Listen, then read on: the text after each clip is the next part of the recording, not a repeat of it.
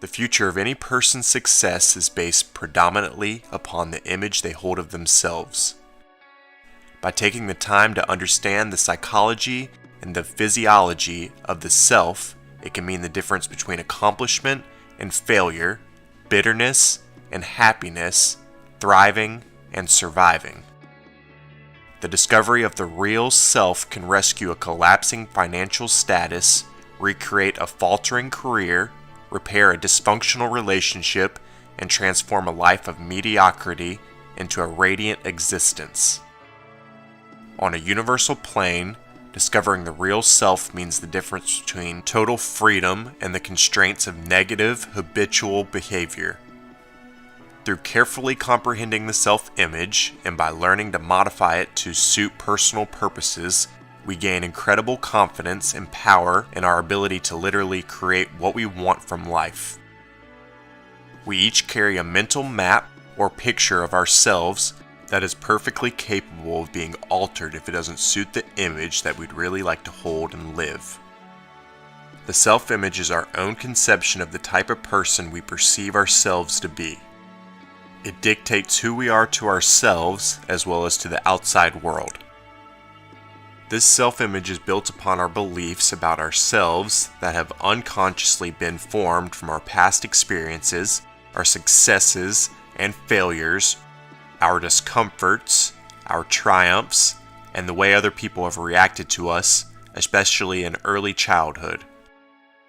Once an idea or belief about ourselves goes into this picture, it becomes truth as far as we personally are concerned.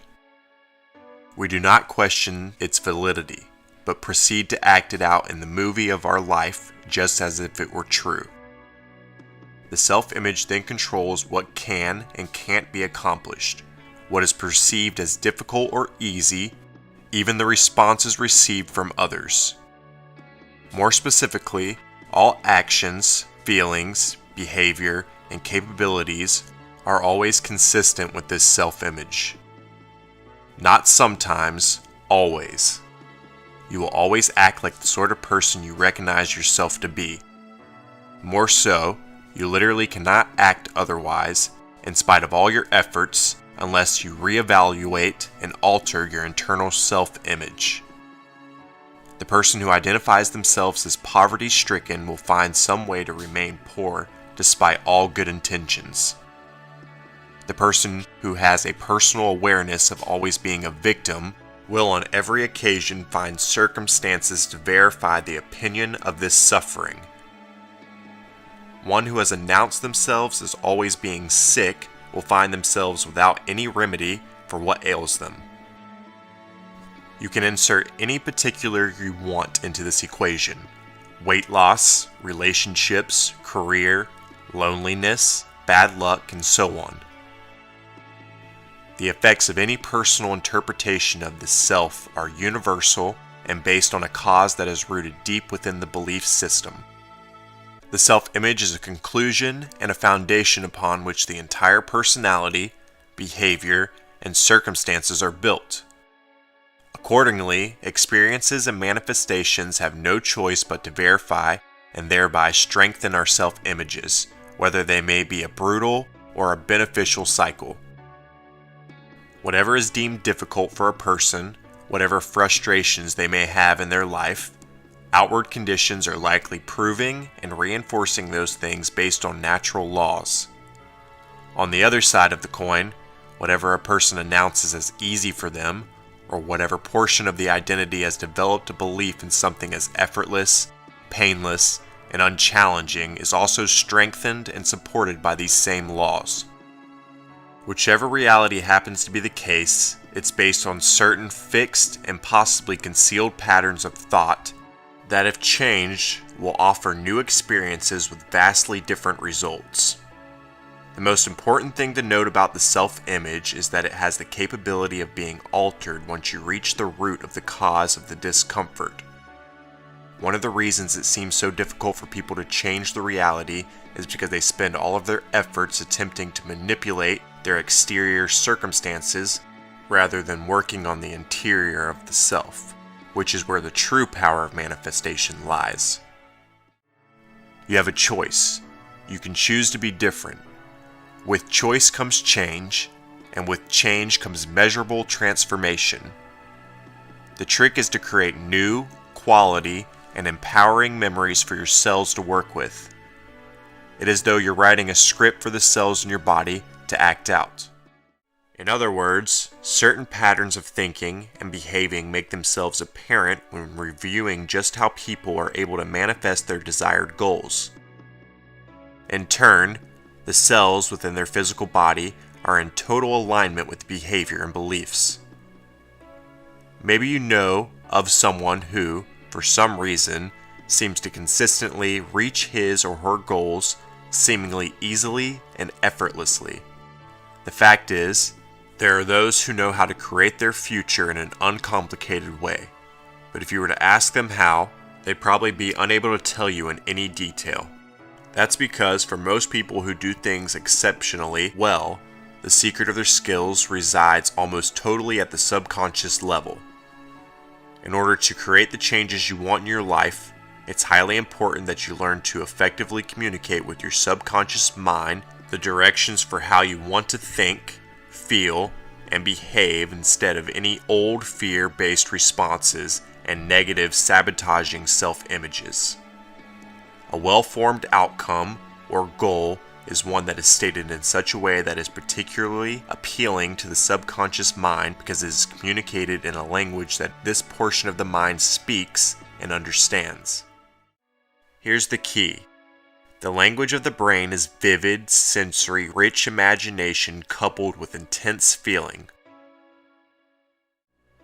As you continually play the character you've always played within the movie of your life, change will be near impossible to create. If you don't alter your script, and therefore the script that your subconscious mind has learned to play, which in turn hands down the script to your cells, those little signal transmitters, you will have a difficult time altering your life.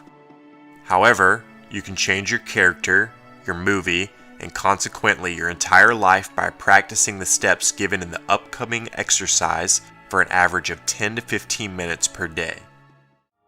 Every time you run through this exercise, you are literally giving your subconscious mind a new command for how you want it to respond regarding your new self-image, which in turn will pass the information to the cells so they can emit the new signal. The key to making this exercise work really well for you is to create a particularly vivid, detailed, and compelling experience of what it is like to actually experience your ultimate outcome. From this point forward, you have the ability to recreate your behavior and image in a positive, directed, and fully purposeful way, designed to produce the states, behaviors, signals, and circumstances you want in life rather than more of what you don't want. As Albert Einstein said, the true sign of intelligence is not knowledge, but imagination.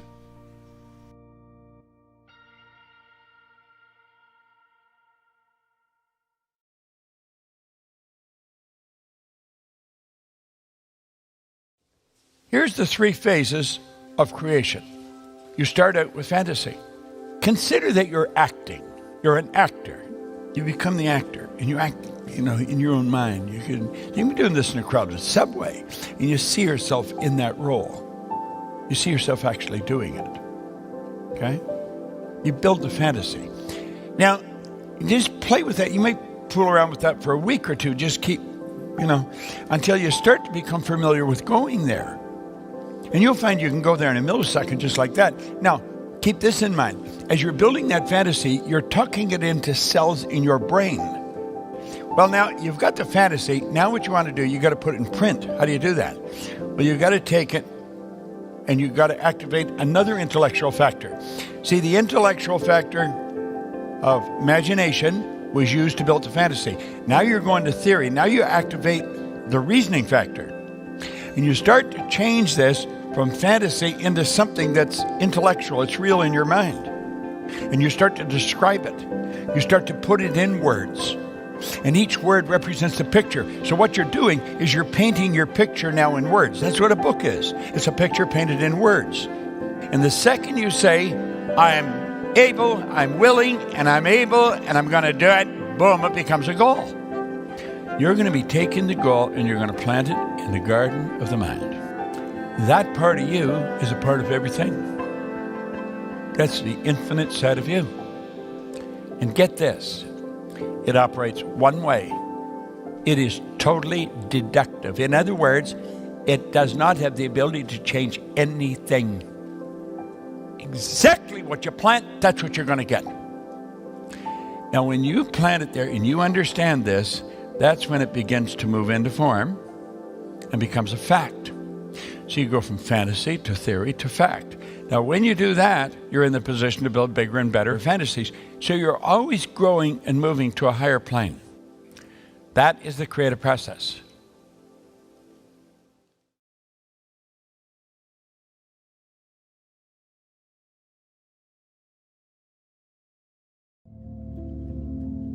There's your mind.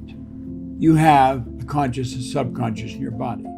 Your subconscious mind has a paradigm in it. Part of it is the self-image. That self-image controls your actions. It controls your results. I want you to really pay attention here. There is a thermostat. A thermostat operates on a cybernetic system. And you set the thermostat to control the temperature of the room at 70 degrees. Well, the cybernetic mechanism in the thermostat measures the deviation from the set goal. It sends a signal to the furnace for the fan to turn on, and it starts to blow hot air into the room. Until such time as the temperature in that room gets back up to 70 degrees. When the room hits 70 degrees, fan's automatically turned off. That's how a cybernetic mechanism operates. It all happens automatically. Now let's look at it from another point of view. There's an airplane. It's leaving Chicago and it's going to go to Paris. A flight pattern's programmed into the plane's computer. So it goes along and it'll hit some turbulence. And that turbulence will knock the plane off course.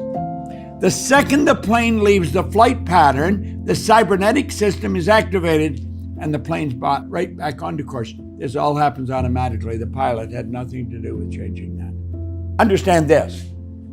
Your self-image operates on a cybernetic mechanism. You can make all kinds of decisions on a conscious level. If you don't alter that self-image, nothing changes. Build a better picture of yourself and say, this is going to happen. Come hell or high water, this is who I'm going to be from now on.